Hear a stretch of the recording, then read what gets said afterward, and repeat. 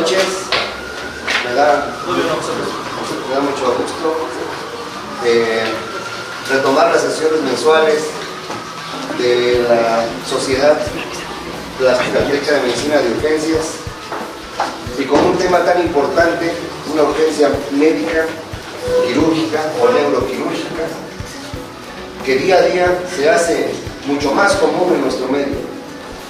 Hay autos mucho más veloces y sobre todo hay motocicletas.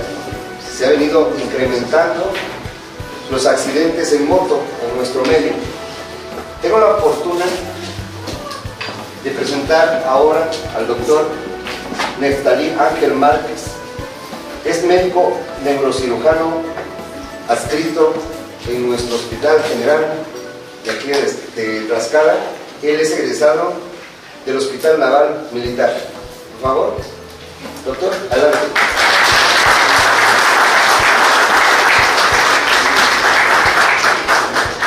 Buenas noches, es para mí un placer estar aquí con ustedes, tratando de transmitirles un poco de conocimiento. Gracias al comité organizador, gracias a la sesión por invitarme. Con gusto el día de hoy voy a tratar de transmitirles información o reforzar información que ustedes ya traigan. Es muy importante, en cualquier lugar, en nuestro medio es muy frecuente. Gracias, adelante. Entonces, sí quisiera que vayan anotando algunas dudas que tengan para que al final las podamos resolver todas. Si hay algo en la que yo no me pueda dar a explicar, lo podemos tratar de explicar en otras palabras, por ejemplo. ¿Sale? ¿Podemos apagar la luz? Bueno, hoy vamos a ver traumatismo craneoencefálico. Vamos a tratar de abarcar todo lo que engloba el traumatismo craneoencefálico hasta llegar precisamente al tratamiento. Entonces, cuando hay un traumatismo, un politraumatismo, debemos de pensar en que no nada más es así como el cirujano llega al paciente, eso es siempre, llega el paciente y ¿qué tiene en el abdomen? ¿Qué tiene en el tórax? Llega el neurocirujano y ¿qué tiene en la cabeza? ¿No? Sino tenemos que pensar en un paciente politraumatizado que no solamente, aunque traiga un escalpe, una abrasión, que solamente tiene una lesión neurológica, tenemos que buscar otras lesiones en algún otro órgano. Y no descartar una lesión de la columna. Todo paciente tiene lesión de la columna cervical hasta que no se demuestre lo contrario. Nos vamos a enfocar en la plática en lo que es en la lesión encefálica primaria y la secundaria. La que sigue, por favor. ¿Qué es el traumatismo craneoencefálico? No es más que un intercambio brusco de energía mecánica que es causado por una fuerza externa. Esto puede ser golpeado, caído, chocar contra el parabrisas, contra el toldo, contra la banqueta, el pavimento, y ocasiona una alteración anatómica estructural del cerebro, que es lo que ocasiona pues las lesiones primarias que vamos a ver y posteriormente la lesión secundaria. Es muy frecuente en el medio, es la primera causa de mortalidad en menores de 40 años. ¿Qué significa lo que decía hace rato el doctor? Mayor velocidad, no usan el casco, no usan el cinturón, andan más a horas de la madrugada, se pelean, las agresiones, todo ese tipo de cosas. Por eso es mayor en menores de 40 años y es una de las principales causas de discapacidad de las personas. ¿Por qué? Por las secuelas neurológicas, si sobreviven, que van a tener. ¿Sale? La que sigue. Tenemos que empezar con algo muy importante que tenemos que entender, que comprender desde que somos estudiantes hasta que ya estamos en una especialidad, cómo funcionan los mecanismos de compensación del cerebro. Esto es muy importante porque cuando tengamos un paciente deteriorado vamos a saber qué mecanismos de compensación se echaron a andar y cuáles pues ya están disfuncionando. Por eso el paciente nos está manifestando alguna clínica. ¿Qué significa la ley de Monroe-Kelly? Dice que hay un continente y un contenido. El continente es el cráneo, es rígido, no es expandible. Y el contenido, esto es muy variable. Es líquido cefalorraquídeo, es tejido encefálico y es sangre, tanto arterial como venosa. Entonces, estos tres componentes, la que sigue, se dividen en 80% encéfalo, 10% líquido cefalorraquídeo y 10% la anterior, volumen sanguíneo, arterial y venoso. ¿Qué pasa cuando hay un traumatismo craneoencefálico? Que hay un hematoma, que hay aumento de edema cerebral, incluso un tumor. Entonces echan a andar mecanismos de compensación. Y la ley dice que si aumenta un componente, un componente del contenido, los otros tres mecanismos tienen que disminuir. Entonces, ¿qué hace el cerebro? Disminuye el líquido cefalorraquídeo, los ventrículos se colapsan y la sangre la avientan hacia las cisternas de la columna vertebral para disminuir el volumen del líquido cefalorraquídeo. Al igual, la sangre venosa lo que hace es aumentar el flujo, el drenaje hacia los senos venosos para disminuir la cantidad de sangre venosa, y las arterias sufren una vasoconstricción para disminuir también el volumen y dar compensación al efecto de masa que esté apareciendo. Pero, ¿qué es lo que pasa después? Esto está compensado. Entonces, el paciente tiene un traumatismo con un hematoma y clínicamente pues tiene un Glasgow 13, 14, 15, pero porque se están echando a andar los mecanismos de compensación. Posteriormente pues ya viene una descompensación en la cual, la que sigue por favor, aquí podemos ver, ese es el volumen que hay dentro del contenido. Como les repetí, el hueso es rígido, no es expandible, entonces el contenido va aumentando el volumen, ya sea de sangre, ya sea de edema cerebral. Entonces la presión también, si ven aquí, qué importante, supongamos, ¿no? Aquí hay 20 cc de volumen, 30 cc, 40 cc, 50 cc, y el paciente, vean, clínicamente está compensado, incluso no lo manifiesta, 50 cc, 70 cc. Pero llega un momento en que vean cómo sube la curva de presión. Quiere decir que a un volumen determinado el paciente se deteriora clínicamente rápido, en el cual tenía cefalea, náuseas, vómito, alteración de la visión, empieza con somnolencia y de repente obnubilado, estuporoso y en coma. Entonces, en ese momento nos dimos cuenta que el mecanismo de compensación del cerebro se pierde. La anterior, por favor. El cerebro es tan interesante que a presiones arteriales medias de 50 hasta 150 mantiene el mismo flujo sanguíneo. ¿Qué quiere decir? Que cuando hay hipotensión, las arterias tratan de vasodilatarse para aumentar el flujo sanguíneo. Al igual, cuando hay una hipertensión importante, por eso los pacientes llegan a veces con emergencia hipertensiva 220, 110, PAMS de más de 120, 140, 150, y clínicamente están bien porque se están echando a andar los mecanismos de compensación. Pero una vez que se pierden estos, pues bueno, ya va a venir la lesión secundaria que vamos a ver ahorita. ¿La que sigue? Esto es muy importante, entonces para que la repasemos, siempre tenerla en cuenta. Se llama curva de presión-volumen. ¿La que sigue? Ahora bien, el daño primario difícilmente podemos hacer algo. Es el paciente que estaba trabajando a 3 metros y se cayó y se ocasionó un daño primario. El paciente que venía en el automóvil a 180 se estrelló, lesión primaria. El paciente que se cayó de su propia altura, lesión primaria. Ahí no se puede hacer nada. La literatura dice que a lo mejor lo que se puede hacer es estar diciendo cinturón de seguridad, casco de seguridad, no andar por las noches ahí echando pleitos. O sea, ese tipo de cosas podemos evitar una lesión primaria, pero fuera de eso ya no hay nada que hacer. Entonces, el daño primario resulta pues de la fuerza mecánica que recibe el traumatismo craneoencefálico, y de lo cual vamos a tener diferentes lesiones, ahorita la vamos a ver. Y el daño secundario va a ser lo que le continúa a la lesión primaria. ¿Qué quiere decir?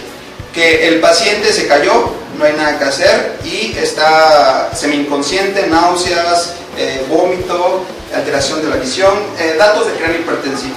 Entonces, en ese momento, ya sea personal paramédico o en el hospital, podemos empezar a hacer medidas de neuroprotección para evitar la hipoxia, la isquemia, identificar que el hematoma no siga creciendo, y ahorita vamos a ver toda la cascada que se desencadena. La anterior. Esta imagen es muy importante. Quiero que vean cómo está molecularmente, celularmente formado las neuronas. Los astrocitomas cubren el endotelio capilar. Hay unas uniones, las cuales por dentro está el plasma y están las células rojas, los eritrocitos. Cuando hay, por ejemplo, un edema vasogénico, esto estamos hablando de un tumor cerebral. El tumor cerebral no crece en horas, es tardado. Entonces vean cómo las uniones es lo que va aumentando la permeabilidad. Pero el pie del astrocitoma, la célula endotelial, todo está conservado. Solamente hay una extravasación de plasma, y con el plasma pues las células. Esto hace que aumente el edema cerebral. Aquí aprovecho esta diapositiva para decirles que sí sirven los esteroides. Los esteroides, la función que hace es para mejorar la barrera hematoencefálica, disminuir mayor extravasación, disminuir mayor edema cerebral, y esto mejora al paciente. Pero ¿qué sucede en un edema citotóxico? En un edema citotóxico hay una lesión directa a las neuronas, hay un daño celular al astrocitoma, y pues prácticamente se pierde, hay un edema generalizado. Entonces, aunque le diéramos esteroide, pues esto no tiene ninguna función. Aquí lo que sirve es las soluciones hipertónicas y el manitol, porque lo que hacen es deshidratar. La célula que está hinchada trata de sacar volumen, agua, líquido, para disminuir el edema cerebral. Este es entonces la lesión biomecánica, lo que les comentaba. Ahorita la vamos a ver cuáles son. El daño secundario es lo que ya podemos hacer. No llegar a la isquemia, a la disminución del flujo sanguíneo, que lleva a isquemia, que lleva a infarto. Dentro de la célula entra calcio, viene un fallo de la bomba de sodio-potasio, hay edema cerebral, y pues prácticamente el desenlace es la herniación y lleva hasta la muerte. ¿Sale? La que sigue. Entonces, tenemos que de las lesiones primarias hay focales y hay difusas. Las primarias tenemos focales, son las contusiones cerebrales, y los hematomas. Las contusiones cerebrales no son más que áreas de hemorragia en diferentes sitios del encéfalo, y los hematomas pues son los que vamos a ver ahorita, como es el epidural, el subdural, el parenquimatoso. El daño difuso, una concusión no es más que después de un trauma el paciente pierde el estado de alerta y lo recupera al 100%. Se le hace una tomografía, está bien, el glándulo está bien, se va a su casa y no pasó nada. Entonces hubo un daño difuso generalizado, pero fue muy leve. Entonces la concusión prácticamente cualquiera la puede tener sin una repercusión clínica. El daño axonal difuso, ahorita lo vamos a ver, es la lesión, yo creo, más de peor pronóstico, en la cual lo que me traduce cuando un paciente tiene daño axonal difuso es que sufrió un traumatismo muy severo, que hubo una lesión, cizallamiento, desgarro de las neuronas, que hizo que se pierda la conexión entre la sustancia blanca, la sustancia gris, y el paciente prácticamente queda en un estado vegetativo. ¿Sale? ¿Eso cómo lo vamos a saber? Pues bueno, con la clínica. No es lo mismo que un paciente, por eso es bien importante cuando llega para nosotros los clínicos en el hospital de primer contacto, la cinemática del trauma, ya sea familiares, paramédicos, alguien que haya presenciado, porque dependiendo de la cinemática del trauma me va a traducir en qué tan grave es la lesión. Si me dicen en el accidente hubo 2 muertos, si él venía conduciendo y lo encontramos hasta como 50 metros, el carro se deshizo por completo, cosas que yo ya escuchando la cinemática del trauma tengo que suponer qué tipo de lesión tiene. Entonces el peor de todo lo que vamos a ver es el daño axonal difuso. Incluso muchas veces se subestima porque se hace una tomografía y prácticamente se ve normal. Pero cuando ya tratamos de despertarlo, pues el paciente prácticamente está en Glasgow de 3. ¿Vale? Hemorragia cerebroidea, traumática, así como cuando hay una ruptura de un aneurisma y se provoca una hemorragia cerebroidea, el trauma también se ha demostrado que hay vasoespasmo postraumático. Ahorita les voy a comentar eso. La que sigue, por favor. El mecanismo del trauma puede ser por tres formas. La más frecuente es la de aceleración, desaceleración, así como lo muestra la anterior, posterior. Aquí lo que vemos es más frecuente las contusiones hemorrágicas. Lo que aquí hay son lesiones de las neuronas del cerebro. Muchas veces no sufren el cizallamiento como tal, el desgarro, y son los que mejor pronóstico tienen. Y las lesiones de rotación, mucho tiempo se creyó que estas lesiones eran las peores. Actualmente se sabe que las peores son las laterolaterales. ¿Por qué? Porque esto completamente sufre una lesión que lesiona la parte más alta del mesencéfalo. El sistema reticular ascendente hace que tenga lesión en la parte más alta por el tipo de mecanismo, y pues prácticamente son los pacientes que comentábamos hace ratito que tienen lesión axonal difusa. Entonces son los de peor pronóstico cuando reciben la cinemática del trauma, es el laterolateral. ¿Sale la que sigue? ¿Qué es lo que sucede en el traumatismo? El tejido encefálico como tal no está fijo, está rodeado de líquido cefalorraquídeo, entonces es movible discretamente por los espacios virtuales que existen. Entonces, así como cuando uno arroja una piedra al agua y hace ondas expansivas, lo mismo pasa con el cerebro. Después de que viene una fuerza externa, un traumatismo, lo que se lesiona es la corteza. Dependiendo de la intensidad, es conforme el tejido encefálico se va generando el daño hacia el interior. Entonces es una neurona normal. Lo que puede suceder es solamente la torsión y el edema de la neurona. El paciente se puede recuperar, puede venir el desgarro, el paciente puede tener secuela importante, pero cuando ya hay un cizallamiento completamente, pues ya no hay recuperación. El pronóstico es muy malo. ¿Vale? Entonces, hablando de las contusiones cerebrales, la base del cráneo no es lisa, es rugosa. Las prominencias que tiene tanto en la parte frontal como temporal, lo que hace cuando hay una fuerza de aceleración, desaceleración, es que el cerebro choca contra las estructuras rugosas. Entonces, siempre, si alguien me dice, tiene contusiones hemorrágicas, así nada más, yo supongo que las contusiones van a estar en el frontal y en el temporal, precisamente por conocer cómo es la base del cráneo, que es rugosa. Entonces los polos frontales y los polos temporales, cuando hacen el golpe, el movimiento, pues sufren contusiones. Los vasos piales son los que sufren esa lesión y ocasionan las contusiones cerebrales. Por eso en los polos frontales y temporales son el sitio más frecuente. ¿Sale? La que sigue. Ahorita vamos a ver algunas imágenes. El otro tipo de lesión primaria, lo que estamos hablando son lesiones primarias. Ya vimos las contusiones hemorrágicas. Aquí lo que estamos viendo son los hematomas epidurales. Los tips que les digo para pensar en un hematoma epidural, porque muchas veces hasta para uno se puede confundir epidural con sutural, es que el paciente va a tener el estigma en un epidural, el estigma del traumatismo, o sea, un hematoma subcaliar. En la tomografía, por lo regular, se va a encontrar en ventana ósea, porque todas estas son ventanas para parénquima. En la ventana ósea se va a encontrar una fractura en el sitio del trauma. Y el hematoma o la hemorragia que se va a encontrar va a ser una forma biconvexa, lenticular. ¿Por qué? Porque la duramadre se adhiere al periósteo en los sitios de las suturas. Entonces la hemorragia no puede pasar los sitios de las suturas. Entonces, si se sigue acumulando volumen, lo que va haciendo es nada más hacer una pancita, se va empanzonando. Por eso el hematoma epidural se va a ver biconvexo, porque la sutura ya no permite que se siga extendiendo. ¿Vale? A diferencia del hematoma subdural, como es este que vemos aquí, el subdural quiere decir que está por debajo de la duramadre.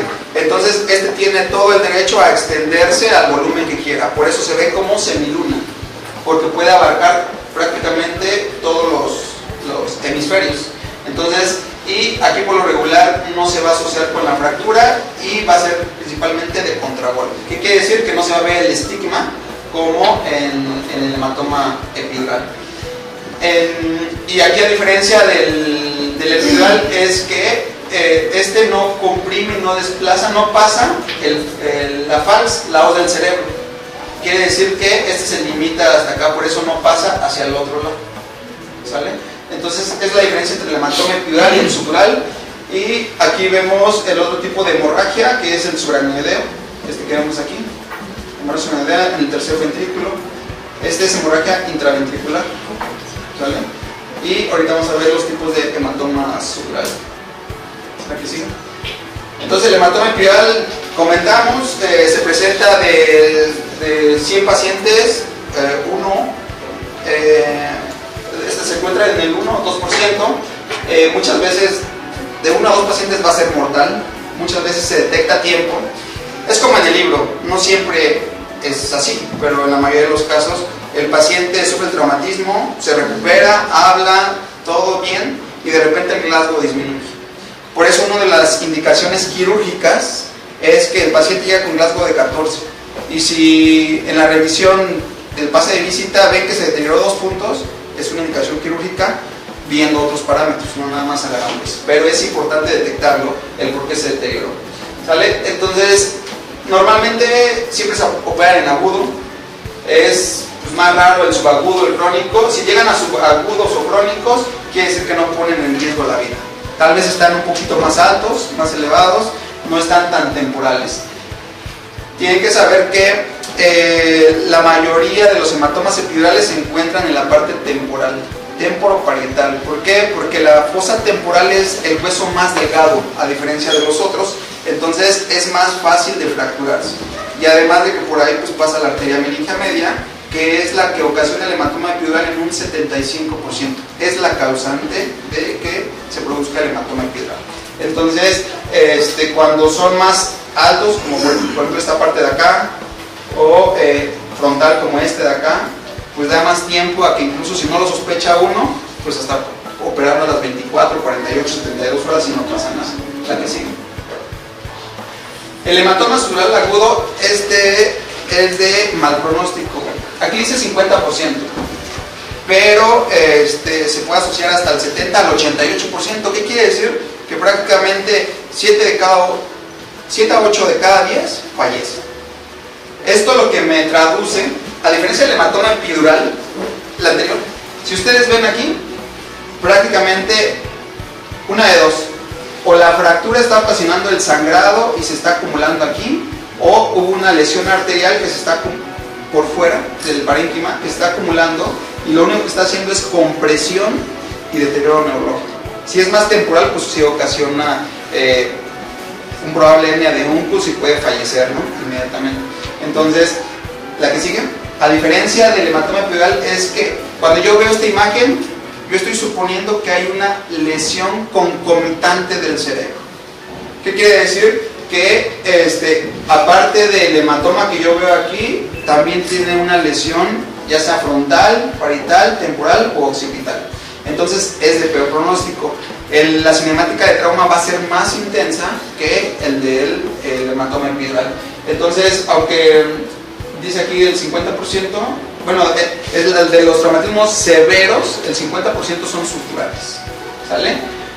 Hay dos tipos, el cual es el trauma directo y lo que ocasiona es un lóbulo por estallido, quiere decir que hay una lesión del parénquima cerebral, y la otra es porque hay unos vasos puente, que ahorita vamos a ver, que del parénquima cerebral salen hacia los senos durales, hacia los senos venosos.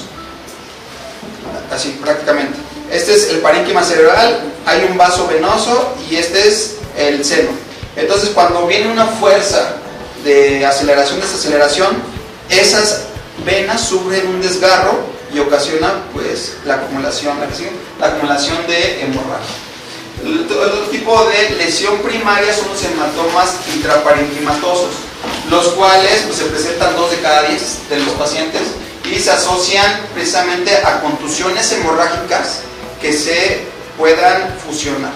¿Qué quiere decir? Se le hace una tomografía al paciente y se observan contusiones hemorrágicas frontales. No es quirúrgico, pero deteriora al paciente, se le hace una nueva tomografía y esas contusiones hemorrágicas crecieron. Entonces, los que operan tienen ya indicaciones quirúrgicas de qué volumen se tiene que cumplir para operar a este paciente. Entonces, los hematomas parenquimatosos también hay que ver. Aquí estamos hablando de un trauma, si lo vemos en un área que es frontal o temporal. Si vemos una hemorragia en núcleos de la base espontánea, sin antecedente de trauma, pues lo primero que pensamos es una emergencia hipertensiva, una hemorragia secundaria a ruptura de lesiones por hipertensión arterial. ¿Verdad que sí? Y el daño axonal difuso es lo que les comentaba. Es una fuerza angular, rotacional, lateral, en el cual el paciente, desde que lo recoge el paramédico, pues prácticamente está deteriorado, llega al hospital y pues sin sedación el Glasgow es muy bajo, 4, 5, lo máximo que alcanza, pues se enceda, se intuba y todo, le hace una tomografía, viene el neurocirujano y ve esta imagen, dice, pues está normal, no hay nada, deja 48, 72 horas, nada más con tratamiento médico y le hacemos ventana, o sea, se le quita la sedación y el paciente no responde. Entonces, lo que supongo es que el paciente tiene una lesión axonal difusa y ya viendo lo más minucioso se van a ver pequeñas contusiones hemorrágicas muy pequeñas, córticos subcorticales. ¿Qué significa cuando dice un córtico subcortical? Quiere decir que en el límite de la sustancia blanca con la sustancia gris, en esta parte se van a observar eso. ¿Por qué? Por la fuerza de cizallamiento que les comentaba. Cuando vimos las primeras imágenes, cuando hay un desgarro, pues se pierde la comunicación de la sustancia blanca con la sustancia gris, las neuronas del cerebro, y por eso se ve el puntilleo muy fino. Entonces, una tomografía puede ser normal de ese paciente. Y ya más minuciosamente en la resonancia magnética ya se observan las lesiones, ¿sale? Entonces, vean aquí, se observa bien. Aquí en la imagen, lo blanco realmente es sustancia gris, y aquí lo gris realmente es sustancia blanca. Entonces, quiero que se lleven la idea que un daño axonal difuso, la imagen no se va a observar algo importante. Solamente detenidamente vamos a encontrar hemorragias de Stritch. Y ya, pues bueno, va a ser en cualquiera de estos sitios. ¿La que sigue? Vamos a empezar con las clasificaciones. Aquí lo que todos debemos de conocer es la clasificación clínica, un lenguaje universal. No necesitan ser neurólogos, neurocirujanos, urgenciólogos. Si ustedes dominan bien en Glasgow, es como un lenguaje en el cual no estamos entendiendo. Para saber el pronóstico de un paciente, se necesitan saber 5 cosas. La edad del paciente. Le va mucho mejor a los pacientes jóvenes, eso lo vemos en el hospital todo el tiempo. Yo sufro con mis pacientes de la tercera edad que no salen y que se tardan y que se van con secuelas importantes. En cambio, los jóvenes, se les haga o no se les haga lo ideal, pues salen. Entonces se puede ver que la edad es muy importante. Otro, el Glasgow. Si a mí alguien me presenta un paciente por teléfono, por WhatsApp, lo primero que le pregunto es, ¿qué Glasgow tiene? ¿Cómo están las pupilas? La tomografía.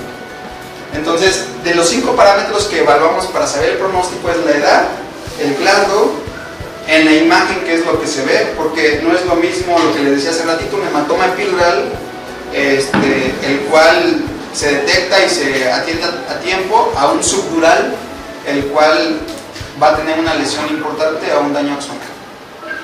Esos 3, las pupilas. Si las pupilas están iguales y si las dos tienen respuesta a la luz. Eso es súper importante. Y la otra, la presión arterial. ¿Cómo está la presión arterial? Entonces, el Glasgow todos lo tenemos que dominar.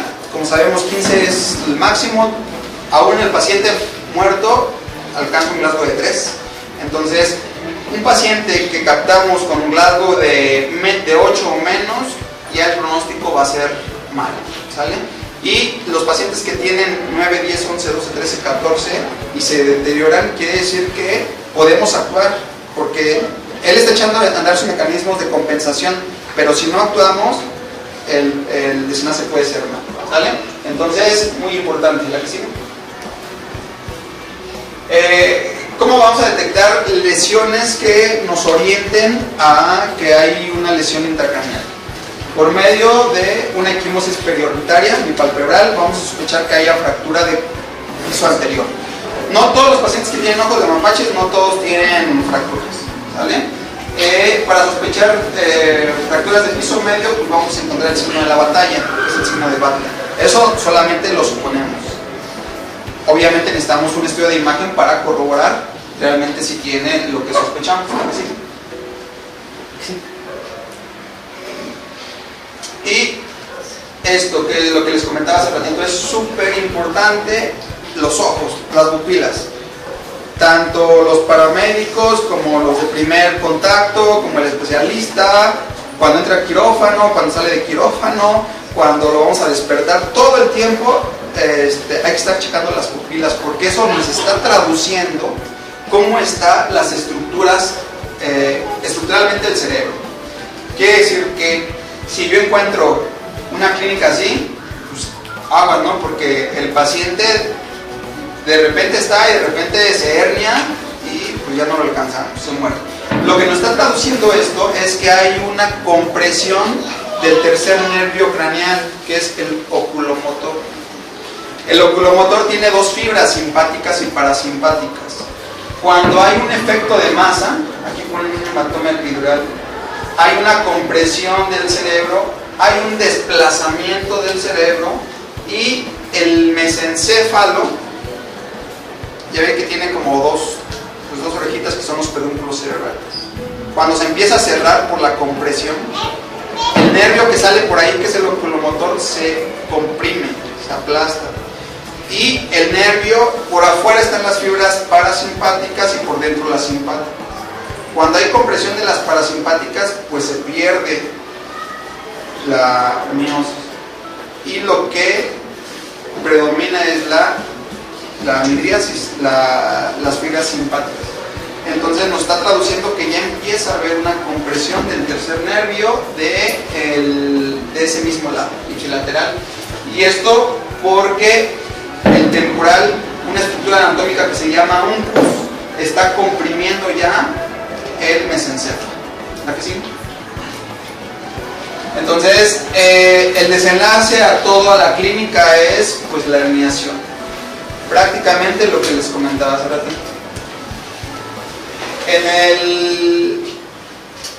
En el cráneo existe algo que se llama tentorio. El tentorio no es más que una membrana de duramadre que se repliega de la fosa posterior hacia anterior, hacia las clinoides. Abarca las tres fosas y esto hace algo así.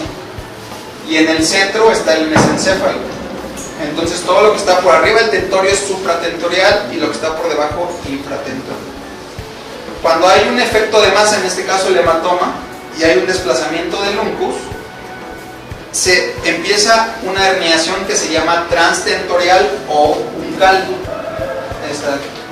Quiere decir que si no se actúa pronto, el uncus va a empezar a comprimir el mesencéfalo y lo va a descender. Cuando ya se presenta una herniación central o axial, pues ya prácticamente ya es irreversible. Ya el paciente clínicamente tiene datos de deterioro rostro-caudal. De la primera hernia que empieza es la subfalcina. ¿Qué quiere decir? Esto se llama fals, o os del cerebro que divide los hemisferios en derecho e izquierdo. El tejido encefálico, lo que les decía la ley de Monroe.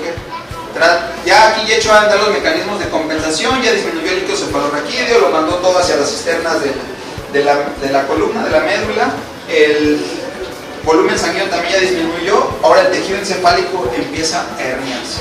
Entonces el paciente tolera muy bien todavía una hernia sulfalcina, pero lo que ya no empieza a tolerar es según la clínica. Llega el paramédico después del traumatismo, encuentra un paciente que está confuso, desorientado, alteración de las funciones mentales, llegan al hospital y está todo agitado, todo ansioso, todo con delirio. Aquí es muy importante el primer contacto. Tenemos que descartar que no esté alcoholizado, que no esté drogado, que la agitación psicomotriz muchas veces es porque ese paciente tiene hipoxia y muchas veces es porque ya está presentando este tipo de lesiones. Que si no se detecta a tiempo, el paciente de estar agitado y ansioso, pues pasa a la somnolencia. Y de que responde cuando uno le habla, pasa ya de plano al estupor. Hasta llegar al coma, cuando llega aquí es porque ya está presentando una de estas hernias. ¿Sale?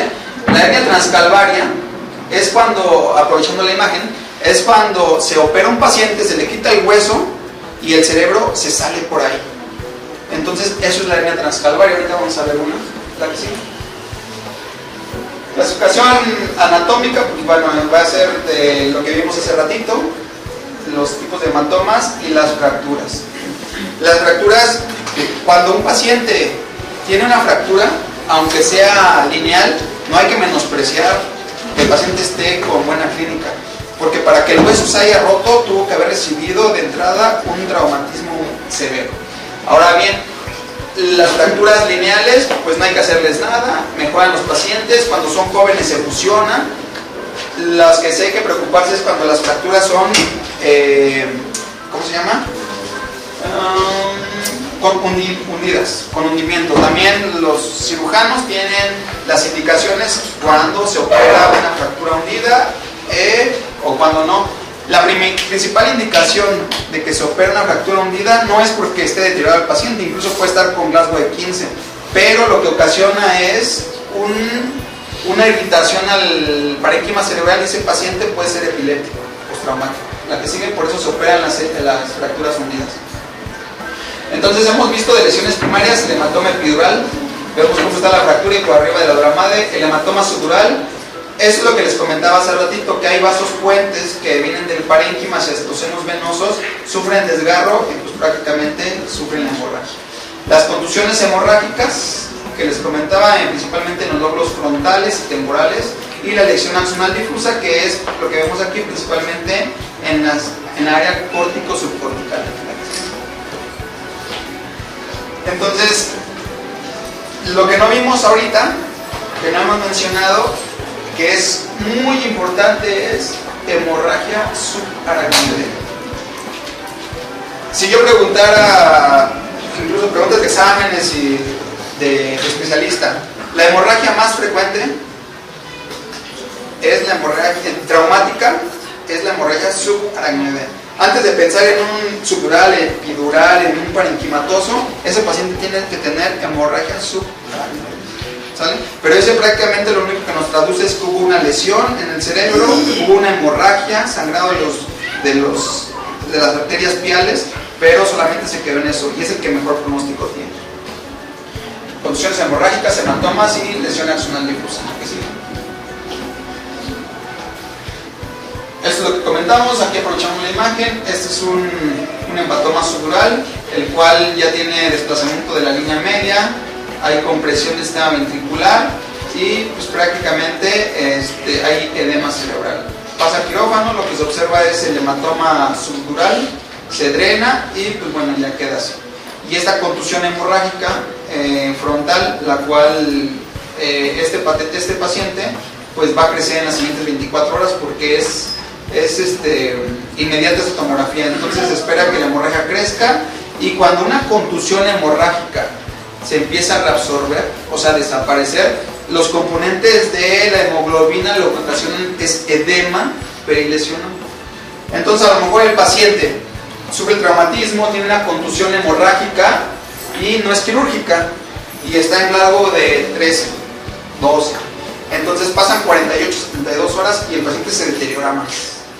Entonces lo que me está traduciendo es que el edema perilesional aumentó y ocasionó mayor deterioro neurológico. ¿Sabes? ¿La que sí? Y la clasificación por imagen es muy importante, todos aprendemos de la plática. La hemorragia subaracnoidea de Fisher no se ocupa en el trauma. Esta hemorragia de Fisher grado 1, Fisher grado 2, Fisher grado 3 se ocupa en hemorragia subaracnoidea secundario a ruptura de aneurisma o de malformación arteriovenosa. Cuando vamos a hablar de hemorragia subaracnoidea por trauma, estamos hablando de la clasificación de escala de Marshall o de Green, ¿vale? Y esto lo que nos va a traducir es que el pronóstico de este paciente, y otra escala que se llama Rotterdam. ¿La que sigue? Es la escala de Marshall, la que sigue es mejor. Son 4 grados principalmente. El grado 1 es cuando el ataque está normal, incluso vean, el resultado pues es muy bueno. Cuando ya hay una lesión, ya sea contusión hemorrágica, edema cerebral muy discreto, eso ya es un grado 2, pero el pronóstico sigue siendo bueno y no fue quirúrgico. Entonces es bien importante ver una tomografía porque cuando hay compresión de las cisternas de la base, ahorita lo vamos a ver mejor, me está traduciendo en que ya hay un edema cerebral. Y entonces ya el resultado ya no es tan bueno. Aquí el cirujano va a valorar si está para meter a terapia y con tratamiento médico o pasarlo a quirófano para disminuir, quitar el cráneo y disminuir la presión intracraneal. Sale el resultado como aquí vemos, prácticamente 50%. Cuando es una lesión grado 4, que prácticamente está borrada las cisternas de la base y hay un desplazamiento de la línea media y hay un hematoma y pues prácticamente vean el resultado, es mal resultado casi del 100%. Y esto siempre va a depender de en qué momento se detecta el paciente. Si el paciente llega al paramédico y dice que tuvo un trauma hace 20 minutos, llega al hospital y afortunadamente el área de choque está libre, y afortunadamente hay técnico que haga tomografía y afortunadamente está pasando el neurocirujano y lo mete a quirófano, entonces ese paciente, aunque tenga una lesión grado 4 y las cisternas de la base estén completamente cerradas, puede tener buen pronóstico. Pero si ya pasa pues, cierto tiempo, 24 horas, y ya se echó a andar todo el mecanismo secundario, pues ya el paciente, muchas veces el cirujano dice, pues ya está fuera de tratamiento quirúrgico. La que sigue, y esta es, bueno, el grado 5 y 6 es cuando ya tiene un hematoma. ¿Sale? Vean la presión intracraneal, la PIC, cómo se eleva. Pues cuando tiene un ataque normal, pues la presión intracraneal está normal. En un grado 2 sube un 28%, el grado 3 63%, y la hipertensión endocraneal en el grado 4 está todo lo que da. ¿Sale? ¿Sí? Esta es la apariencia, bueno, lo que veíamos. Hematoma subdural, una epidural, una parenquimatosa, y esta es la contusión hemorrágica. Así se ven las contusiones hemorrágicas. ¿Sale? La que sigue. Estas son las cisternas de la base. Esto de aquí. Esto tiene que estar permeable. Lo oscuro es líquido cefalorraquídeo. Cuando hay edema cerebral importante, las cisternas de la base se cierran, se empiezan a cerrar. Este es el mesencéfalo, estos son los pedúnculos cerebrales. Y por aquí sale el nervio oculomotor. Cuando el uncus, que es esta parte, empieza a comprimir el pedúnculo cerebral, lo comprime y se colapsa el nervio, esta parte. Y el paciente es cuando le da la clínica. Entonces, eso, más que se mide la línea media, que es de diámetro biparietal. Eso es el septum pellucidum. Entonces, el diámetro biparietal entre 2 menos lo que esté desplazado, pues ya nos va a dar mayor de 5 milímetros, 8 milímetros, 2 milímetros, 10 milímetros. Incluso se han hecho estudios que dependiendo del desplazamiento de la línea media es la clínica que tiene el paciente. Entonces, es importante siempre medir la desviación de la línea media. Esta escala, lo que nos habla, la de Rotterdam, es del pronóstico. Si el paciente tiene unas cisternas normales, que es esta, es un ataque normal. O si está comprimido, la anterior, por favor. La anterior. Aquí vemos unas cisternas de la base comprimidas. Vean la diferencia. Y aquí, pues no se diga, no se observa. La que sigue, 2 más. Si desplaza la línea media, y eso como lo sabemos, pues esta es la medición correcta, pero no hay ningún problema si hacen la medición de aquí a acá y del septum pellucidum miden cuánto se está desviando la línea media, pues ya vemos cuánto es la desviación, si es más de 5 milímetros, más si encontramos una masa expandible, una epidural, y si hay progreso de granuloidea, pues bueno, ya la puntuación nos va diciendo el pronóstico que va teniendo el paciente. ¿Cuánto tiempo tengo, perdón? Para no alcanzarlos y aburrirlos. Este es súper importante, los hematomas subdurales. Aquí vamos a ver, cuando se ve blanco es hiperdenso, quiere decir que es un trauma agudo, reciente. Cuando ustedes ven esta tomografía y dicen, no, pues no tiene nada, ¿no? Porque se ve todo gris, se ve todo parejo. Pero ya más minuciosamente sí se observa que tiene un hematoma subdural. Se llama isodenso porque está igual a la densidad del parénquima. Aquí se llama hiperdenso porque está blanco y aquí se llama hipodenso, que está oscuro. Lo que nos está traduciendo estos tres tipos de hematomas es el tiempo. Si es agudo, quiere decir que es reciente en las primeras 48 horas. Si es subagudo, ya no está hablando aquel típico paciente que se cayó hace 2 semanas y hasta ahorita empezó con algunos cambios de conducta o división de la fuerza y por eso lo lleva el familiar. Normalmente sale esto. Y aquel paciente por lo regular de tercera edad que se ha golpeado constantemente hace 2 meses, hace 1 mes y hace 8 días otra vez, entonces se va a ver hipodenso. Entonces son hematomas subdurales en diferente fase, aguda, subaguda y crónica. Pues prácticamente estos dos tienen muy buen pronóstico y este es el pronóstico que les comentaba hace ratito. Creo que sí. El tratamiento. Aquí hacemos la diferencia todos nosotros.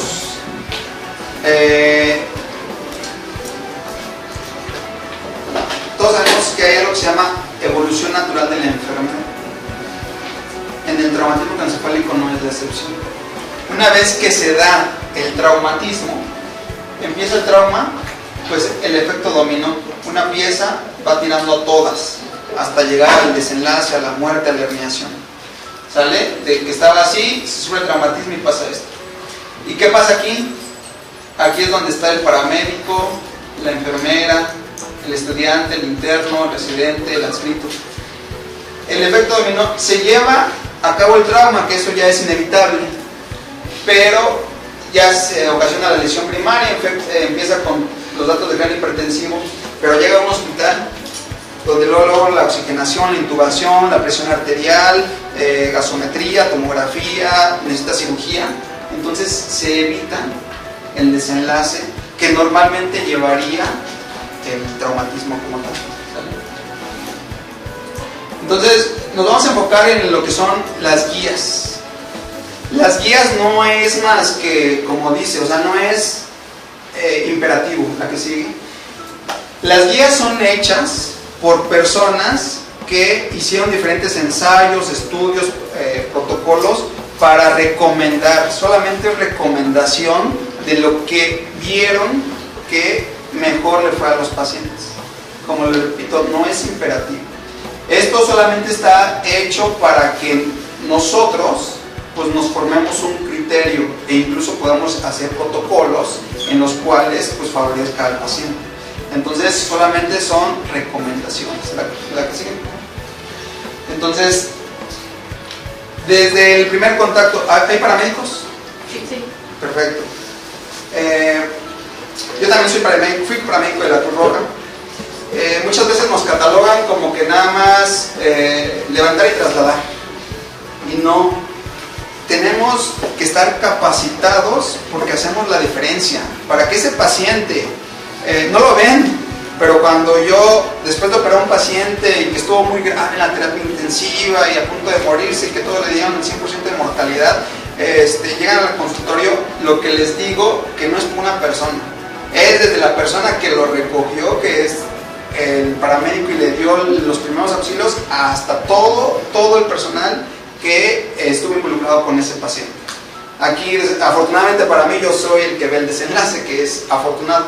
Entonces, ustedes son los que hacen la diferencia en el primer contacto, porque yo sé, es súper difícil el traslado, el llegar al hospital, canalizar una vía periférica y oxigenación. Eso es lo que puede hacer la diferencia. Si tienen posibilidades de intubar paciente que lo amerite, hay que hacerlo en el lugar y llevar al hospital. Aquí lo ideal sería que el paramédico, el de la ambulancia, él esté informando al hospital. Eso sería lo ideal. No sucede normalmente, en algunos lados sí sucede, pero sería lo ideal. Yo un paciente de tal edad, un traumatismo tal y tal, entonces llegamos en 20 minutos y los vitales están así. ¿Salen? Lo que ustedes deben de evitar como primer contacto es una hipoxia. Y eso no es más que, no necesitan tomarle gasometrías, llevar un oxímetro de pulso y ver que no esté la saturación debajo de 90%. Y evitar una hipotensión arterial. Cuando hay una lesión, como les decía en la primera diapositiva, a lo mejor en otro órgano y el paciente está hipotenso, está chocado, entonces el primer signo de choque es hipovolémico hasta no descartar lo contrario. Entonces, las lesiones, ustedes lo han visto, de cuero cabelludo son muy escandalosas. Entonces, eso les puede ocasionar, si ya tuvo lesión tuvo un escalpe, hay mucha sangre, porque ambas arterias temporales superficiales, no nada más, no como en el cerebro, irriga nada más esta parte, no, irriga lo de acá y irriga lo de acá. Entonces, si hay una lesión, pues hay una perdedera de sangre, ¿sale? Y el paciente pues está hipotenso, y eso repercute en todo el organismo, y principalmente, ahorita vamos a ver, en el tejido encefálico. Entonces, hay que evitar la hipoxia y la hipotensión, es lo más importante. Estas guías se enfocan más en eso.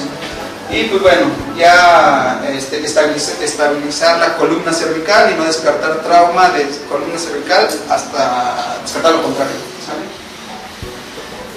Cuidados generales, medidas para bajar la presión intracraneal, la que sigue, esas las podemos hacer desde la ambulancia. Muchas veces, por llevar un adecuado protocolo de seguridad, pues le ponemos una tabla rígida que es súper incómodo y una araña, y el paciente lo llevamos en decúbito. Ahí no estamos favoreciendo la disminución de la presión intracraneal. Entonces, si hay una forma de llevar como en elevación de la cabeza, eso ayudaría mucho para el drenaje venoso, para el drenaje del líquido cefalorraquídeo y favorecer el flujo sanguíneo cerebral. Entonces, la cabecera es lo más importante. Una sedación leve, si es necesario, prevenir la hipotensión, y esto se puede detectar, sería muy bueno, una glucometría para entregar al paciente con signos vitales, incluso cuánto de glucosa, porque se ha visto que hiperglicemias aumenta la mortalidad de este tipo de pacientes, ¿sale? Y para ustedes, médicos de primer contacto, no se recomienda hiperventilar por cosas que ahorita vamos a ver la que sigue. Ahora bien, ya en el hospital lo que vamos a hacer pues, es el manejo de la vía aérea, así como dice la ATLS. Para todos, el ATLS para mí, el Colegio Americano de Cirujanos, es lo más importante, mantener una vía permeable, una vía aérea permeable, ventilar a ese paciente, circulación, control de hemorragia, deterioro neurológico y la exposición. Eso es en todos lados se debería usar, desde el paramédico, desde el médico que recibe, y tratarse primeramente eso, ¿sale? Entonces, no olvidar el ATLS. Ahora bien, estas ya son parte de las guías, ya estamos terminando, ¿eh? Entonces, los niveles son nivel 1, 2 y 3. El nivel 1 es prácticamente algo estandarizado, que se debe de seguir en todos lados. Nivel 2 lo da como una pauta, como para un seguimiento. Nivel 3 es opcional. Entonces, ustedes deciden si lo agarran o no lo agarran, es opcional. Como les digo, estos son recomendaciones, pero nivel 1 es lo que deberíamos de hacer, porque ya se han hecho muchos ensayos, muchos pacientes, y es lo que más beneficia. Y de todo lo que vamos a ver, solamente una cosa tiene nivel 1. Los demás ya no los dejan en que nosotros lo decidamos. Hay que prevenir la hipotensión arterial. Para esto, porque es importante, tenemos que estudiar la fisiología. Tenemos que saber que la presión de perfusión cerebral es lo que va a darle el metabolismo a las células. La fórmula o el significado de la perfusión cerebral es presión arterial media menos presión intracraneal. Para saber la presión intracraneal tendríamos que operar, poner un catéter de PIC y medir la presión intracraneal. Les puedo decir, sin equivocarme, he estado en hospitales excelentes, muy buenos, de la Ciudad de México, y normalmente no se coloca el PIC. En hospitales privados, pues sí, no, porque ahí lo tienen todo y ahí se pone de todo. Pero en instituciones grandes normalmente no se pone catéter PIC, que sería lo ideal. Entonces tenemos que suponer, si la presión intracraneal lo normal es de 5 a 15 y ya por un traumatismo tenemos que pensar que la presión intracraneal se eleva a más de 20. Entonces la teníamos que suponer. Si un paciente tiene una presión arterial media adecuada, lo ideal sería mayor de 90. Presión arterial media, ¿eh? No, aquí estamos hablando de la sistólica. Si este paciente tiene una TA sistólica menos de 90, tiene mal pronóstico, porque si sacan la PAM, pues prácticamente la perfusión cerebral está muy disminuida. Entonces, tenemos que tener una adecuada presión arterial media para que si le restamos la hipertensión endocranial, tengamos una adecuada perfusión cerebral, ¿sale? Y evitamos que el paciente tenga isquemia, tenga infarto y eche a andar todos los mecanismos de lesión secundaria. Entonces, se ha visto que pacientes que tienen menos de 90 de sistólica se asocia a doble mortalidad de ese paciente. Al igual, la hipoxia, lo que podemos hacer es que no esté por debajo la saturación del 90%, si tomamos una gasometría que la presión parcial de oxígeno esté mayor de 60, ¿sale? Y esto lo que va a ayudar es precisamente para evitar también un peor pronóstico. Entonces, la presión arterial media debe estar por arriba del 90 para favorecer un adecuado flujo sanguíneo cerebral. Nivel 3, pues prácticamente es opcional, los relajantes. Ahorita vamos a hablar de los sedantes, la que sigue. Bueno, la nutrición prácticamente en un paciente de trauma no es fundamental iniciarle con la vía enteral. Esto lo podemos dejar secundario, resolver primero todo oxigenación, presión, transfusión, resolver algo quirúrgico y ya después preocuparnos de la nutrición.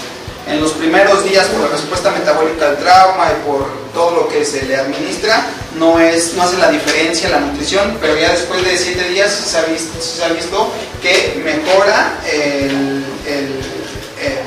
el metabolismo y disminuye la mortalidad. Lo que nos dice la TLS, ¿no? Asegurar una vía aérea y una vía aérea permeable y evitar la hipoxia. Esto es, si estamos en el hospital, el paciente tiene que estar completamente sincronizado con el ventilador.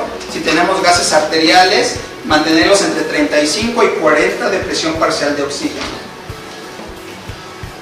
No sé si ahorita lo vamos a hablar de la hiperventilación. ¿Qué es lo que hace la hiperventilación? Hagan cuenta que ustedes intuban y empiezan a hiperventilar al paciente. Lo que hace a nivel cerebral es una vasoconstricción. Eso, ustedes están ayudando a la ley de Monro-Kelly a disminuir la presión intracraneal. Pero ¿qué pasa si esa presión parcial de oxígeno, o sea, esa hiperventilación se pasa? Esa vasoconstricción ahora lo que va a hacer es disminución del flujo sanguíneo, isquemia e infarto. Entonces, por eso es opcional. La hiperventilación incluso no se recomienda después de las primeras 24 horas, porque si ya el trauma ocasiona una vasoconstricción más la hiperventilación más vasoconstricción, pues ese paciente lo estamos llevando a una isquemia o un infarto. Lo que se puede hacer en hiperventilación es que de repente el paciente estaba bien, hablando y todo, y de repente se deteriora, lo intuban, ahí sí pueden dar vasoconstricción porque están echando a andar, están favoreciendo a disminuir la presión intracraneal, ¿sale? Entonces, la presión parcial hay que cuidarla. Si vamos a dar hiperventilación, que se mantenga por debajo la presión parcial de oxígeno de 25, pero no sostenerla, ¿sale? Antibiótico, pues bueno, esto disminuye el riesgo de neumonía. ¿Aquí sigue? Lo que les comentaba de la hiperventilación, no se recomienda hiperventilar de que esté por debajo la presión parcial de CO2 de 25. Esto solamente en caso de que venía en la ambulancia y se deterioró, vale, sí, dale hiperventilación. O estaba bien y lo voy a llevar a tomografía y se deterioró, vale, pues dale hiperventilación. Pero no como para dejar el parámetro, el ventilador a esta presión parcial, porque lo que estamos haciendo pues, es prácticamente, ¿cómo se llama? Peor deterioro. ¿La que sigue? El manitol y la terapia hiperosmolar. No hay que tenerle miedo al manitol. Como aquí podemos ver, si el paciente tiene una insuficiencia renal y está hipovolémico, pues bueno, no hay que ocuparlo. Pero el manitol se ha visto, junto con las soluciones hipertónicas, que es el mejor tratamiento para el edema cerebral de manejo médico. Lo que veíamos en la diapositiva al principio, lo que hace es deshidratar a la célula, disminuye el edema cerebral, aparte que es reológico, favorece el flujo sanguíneo, ahí favoreciendo la circulación del plasma, disminuyendo el hematocrito y eso ocasiona mayor flujo sanguíneo. Entonces, el mannitol se recomienda en los casos que haya un edema cerebral importante, ¿sale? Y se pueden usar microdosis de 0.25 por kilo hasta 1 gramo por kilo de peso, ¿sale? Entonces, el mannitol aunque lo dejan en nivel 3, se ha visto que tiene mejoría. ¿La que sigue? Anterior.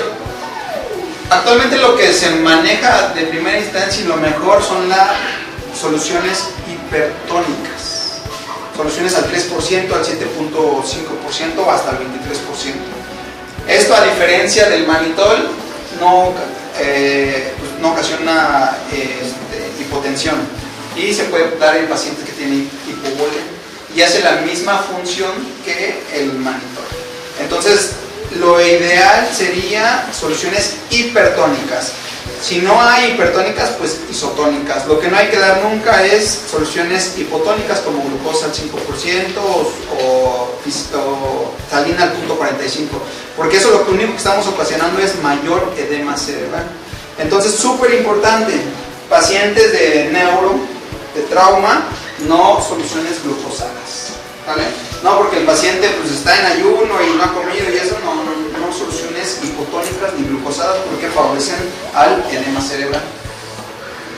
Los antiepilépticos, se ha visto que hay epilepsia temprana y tardía. Epilepsia temprana es en los primeros 7 días del trauma. Después de los 7 días, si presenta una convulsión, ya se llama tardía. El mejor medicamento en las tempranas es la fenitoína. Si el paciente convulsionó o no convulsionó, se recomienda la fenitoína. Pero no tiene caso dársela 1 mes, 2 meses, 3 meses, 5 meses. El paciente en las primeras semanas, solamente la primera semana fenitoína, y cuando se va de alta, pues, ya no es necesario el DFH, al menos que haya tenido crisis convulsiva. Incluso se ha visto que la fenitoína no sirve para las epilepsias tardías, ahí se recomiendan otros anticonvulsivos, ¿sale? Entonces esto lo dejan como pauta de que lo recomiendan, tiene nivel 2. La que sigue.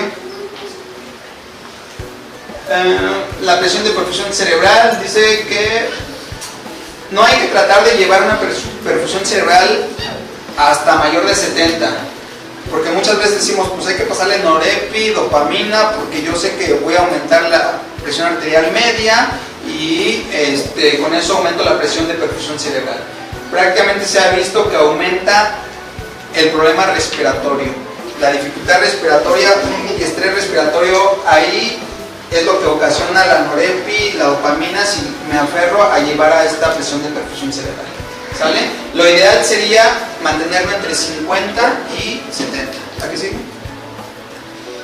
Se ha visto que mantener al paciente, esto ya se hace en la terapia, hipotérmico de 32 a 35. Normalmente el encéfalo maneja un grado mayor de temperatura que el organismo. Si yo ahorita tengo 36, el cerebro tiene 37. Entonces, si ustedes meten a terapia hipotérmica al paciente, se ha visto que tiene mejoría clínica. No hay diferencia entre la mortalidad, pero sí mejoría clínica. Entonces, se sugiere que se pueda someter al paciente a 32-35 grados por 48-72 horas. ¿Sale? ¿La que sigue? Nivel 1 de evidencia. De todo lo que les he dicho, lo que se ha visto es que los esteroides no tienen función en el trauma. Al contrario, a largo plazo hay mayor mortalidad de esto. Entonces no sirve en edemas citotóxicos y en edemas intersticiales no sirve el esteroide, solamente en el vasogénico. ¿La que sigue? Y pues bueno, las indicaciones quirúrgicas es el otro método para disminución de la presión intracraneal. ¿Que sigan? Nosotros los cirujanos tenemos pues ya recomendaciones, guías para las cirugías. Es un hematoma parenquimatoso, el cual está en núcleos de la base del lado izquierdo, y este paciente tuvo la hemorragia reciente, porque por eso lo ven hiperdenso. Si no se opera este paciente, lo que va a hacer es que va a aumentar el edema cerebral y va a comprimir las ternas de la base y va a fallecer. Pasa a quirófano para drenar el hematoma parenquimatoso. Así es como se observa cómo entra uno a través del parénquima. y pues ya viene el drenaje. Posteriormente pues ya queda la área de encefalomalacia, se llama. La cicatriz del cerebro se llama encefalomalacia. Y pues bueno, el paciente, aunque se captó a tiempo y se hizo una adecuada cirugía, pues muchas veces se queda con la secuela del hemiparesia. ¿Vale? ¿A qué sigue? Es un hematoma subdural, aquí vemos en la imagen de abajo, está prácticamente horrible, hay que decirle al paciente que va a fallecer si no se opera un 100%, si se opera tiene posibilidades, pero con secuelas importantes, el familiar decide, pues bueno. Cuando quitamos el cráneo, queda la dura madre. Con esto solamente estamos disminuyendo el 30% de la hipertensión endocraneal. Lo más importante es esto. ¿Puede reproducir este, por favor? Es un video. Bueno, no sé si ahí se reproduzca. Lo más importante es abrir la dura madre. Si abrimos la dura madre, como vemos aquí, estamos liberando el otro 70% de la presión endocraneal. Entonces, ya con solamente hacer esto, ya estamos favoreciendo a que el paciente tenga pues, probabilidades de sobrevivir. Ahí estamos viendo el hematoma subdural. Una vez que se drena, pues ya queda así. Ya queda así. Este es el borde del cráneo. Este es el borde del cráneo. ¿Y este paciente qué tipo de hernia está haciendo?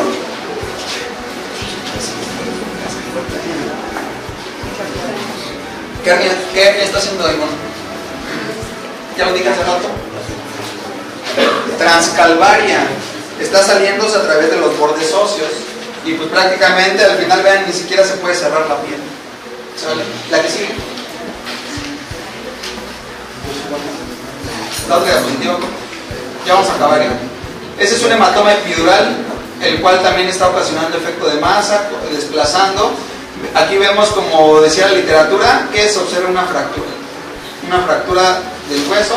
Una vez quitamos el tejido óseo, se observa el hematoma epidural, iniciamos el drenaje. ¿Pueden reproducir este? Aquí lo que estamos señalando, este es el aspirador, y una vez que levantamos el hueso, aquí, vean, sigan esto ahorita otra vez, a ver, ¿lo pueden reproducir? Esa es la lesión, aquí. No sé si alcanzan a ver cómo fluye el líquido. Es la arteria meningia media, cómo le está aventando. Quiere decir que la fractura ocasionó una lesión de la arteria meningia media que ocasionó el hematoma epidural, pero pues por la sutura se limitó, no se extendió, hizo la imagen biconvexa. Una vez que se drena el hematoma epidural, pues nos encontramos el ocasionante del hematoma. Así que en el postquirúrgico, y pues el paciente, si se detecta a tiempo, pues va bien. La que sigue. Después de todo lo que ya hemos visto, si la cirugía aún persiste con hipertensión endocraneal, se sugiere tratamiento barbitúrico. Esto es inducirlos a coma barbitúrico. Se ha visto que ayudan, se ha ocupado por décadas, pero pues también tiene sus efectos secundarios los barbitúricos, y no hay que darlos en inestabilidad hemodinámica. ¿La que sigue? El propofol es el mejor sedante. Lo que quiero con el propofol es que el paciente no esté agitado, no aumente el metabolismo cerebral y que esté acoplado al ventilador. Si un paciente tiene un trauma de cráneo, tiene edema cerebral, no está bien sedado, está peleando con el ventilador, no tiene analgesia, tiene dolor, pues el metabolismo cerebral está a todo lo que da y está viendo mayor edema. Entonces hay que dormirlos bien. Lo que más se recomienda es el propofol, porque es de inicio rápido, y una vez que se suspende, pues prácticamente podemos evaluar al paciente. Aunque también pues, tiene sus efectos secundarios si se deja en infusión y a largo plazo. Entonces, como vimos, todo es escalonado, Empezamos con medidas generales, la cabecera, el oxígeno, mejorar la presión arterial, la terapia hiperosmolar, ya sea con soluciones hipertónicas, el manitol. Si no mejora, pues hipotermia, la sedación, la cirugía, y si no mejora, pues el coma barbitúrico. Entonces todo va escalonado. Por eso les decía que todos hacemos la diferencia desde el primer contacto con este paciente para evitar un desenlace fatal con esto, ¿sale? Eso sería toda la plática. Si tienen dudas, preguntas que podamos resolver en este momento.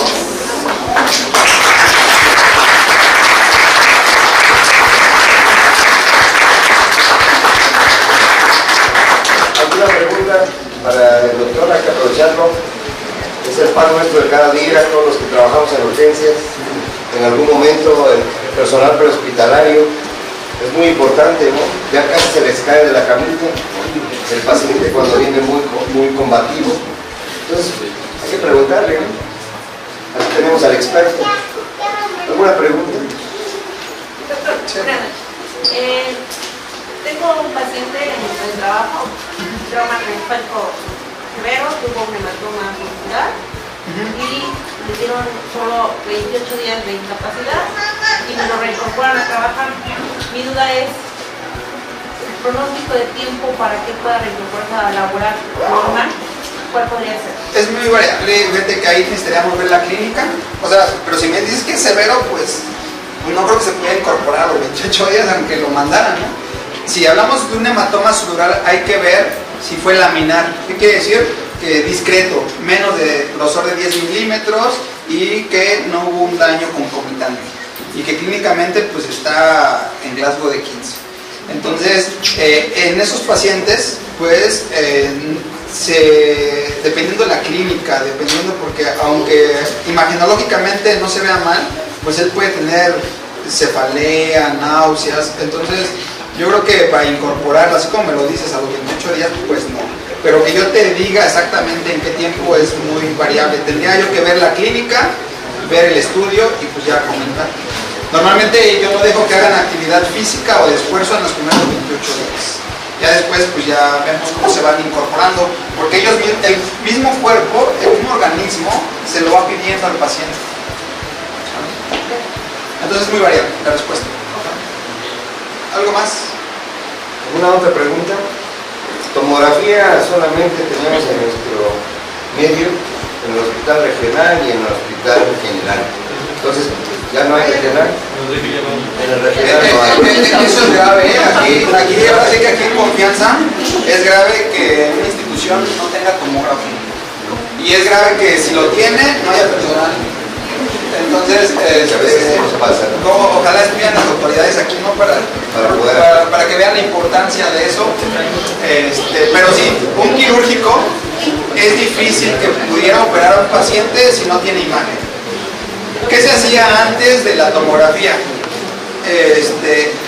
Antes de que existiera la tomografía, pues el paciente llegaba deteriorado y se enfocaban en los signos focalizadores, en la midriasis y en la hemiparesia, y lo operaban del lado donde se sospechaba la lesión. Si el paciente no tenía un signo focalizador y estaba deteriorado, se operaba del sitio donde tenía la equimosis, la abrasión y la fractura. Si el paciente no tenía ni signo focalizador ni el estigma del trauma, pues se operaba y estaba deteriorado, se operaba el lado dominante, que es el izquierdo. Si no encontraba nada, pues se iban al derecho. Entonces, por eso es muy difícil que actualmente un cirujano opere sin tomógrafo. Entonces, no sé, alguna duda, pregunta que tengan. Es muy... O sea, no pasa nada, ¿no? Si preguntamos, yo sé que les dejé muchas dudas, entonces, a lo mejor si quieren ir a estudiar por su cuenta, pero pues, si no, se encuentran en el hospital general. En un paciente con un traumatismo que con la cinemática se presume que fue grave, pero a lo mejor no tiene deterioro neurológico inmediatamente y a lo mejor por tomografía inmediatamente no se ve nada, ¿en qué tiempo se puede dar de alta? Ok, es importante porque muchas veces dicen en los estudios que un paciente que tuvo un trauma, una concusión, que perdió el estado de alerta y que neurológicamente está bien, hay que vigilarlo de 12 a 24 horas. Pero en el hospital pues no podemos hospitalizar tanta gente, entonces se ocupa la tomografía.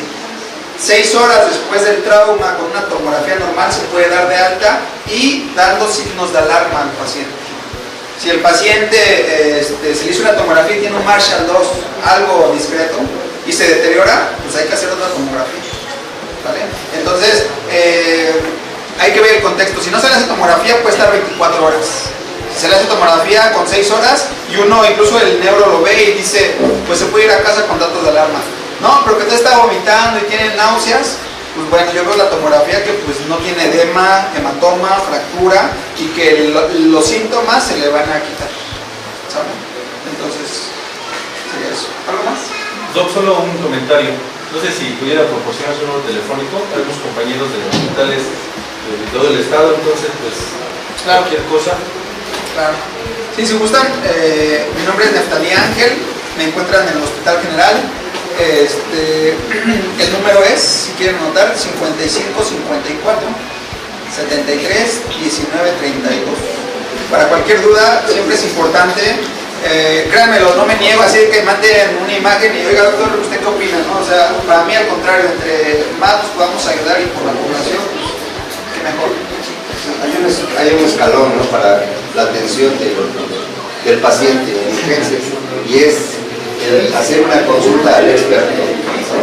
Entonces sí es válido. Yo tengo una duda.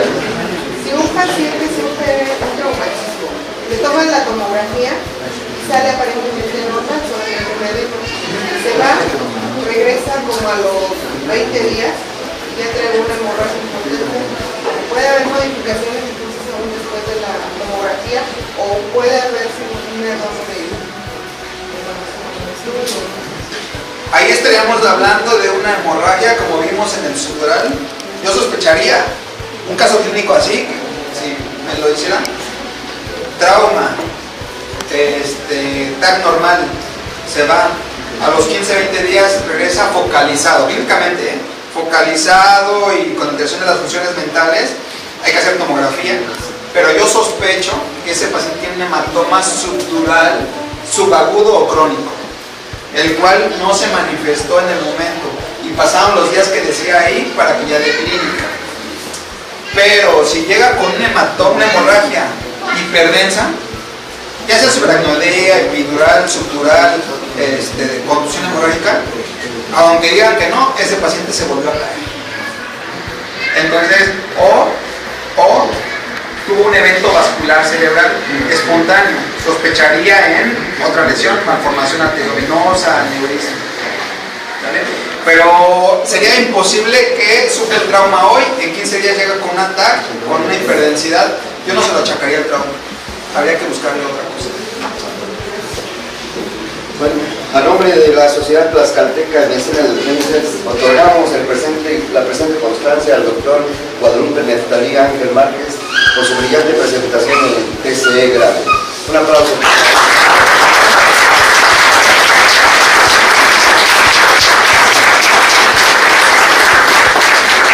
Pues bueno, les agradezco el tiempo, les agradezco que se hayan tomado una hora de su vida para estar aquí.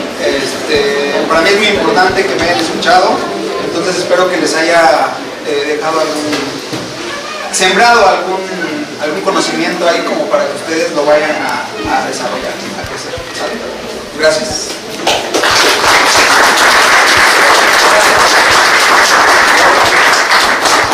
Publicidad.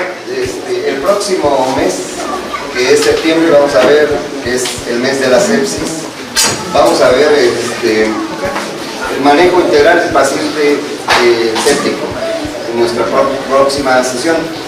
Haciendo de antemano la invitación, tenemos el 8 de septiembre un simposio de toxicología, por ahí ya todos están enterados. Ponentes, pues bueno, de calidad. Los pioneros de la toxicología en México vienen a orientarnos sobre toxicología, ¿no? Tenemos mordedura de serpiente, es en nuestro medio, intoxicación por hongos, intentos suicidas, usos de drogas de nueva recreación y manejo de urgencias. Ahora en día es un pan nuestro de cada día ver manejo integral de un paciente con intoxicación o sobredosis de cocaína. Entonces, le hacemos la invitación para que el 8 nos acompañen al simposio. Tiene un costo de 700 pesos y los que han estado viniendo desde abril a nuestras sesiones que nosotros tenemos ahí, si alguien quiere, le vamos a dar el 50% por su valiosa asistencia a nuestros temas, ¿no? Entonces están cordialmente invitados. El cupo es de 250, ya llevamos 200, entonces serán bienvenidos. Buenas noches.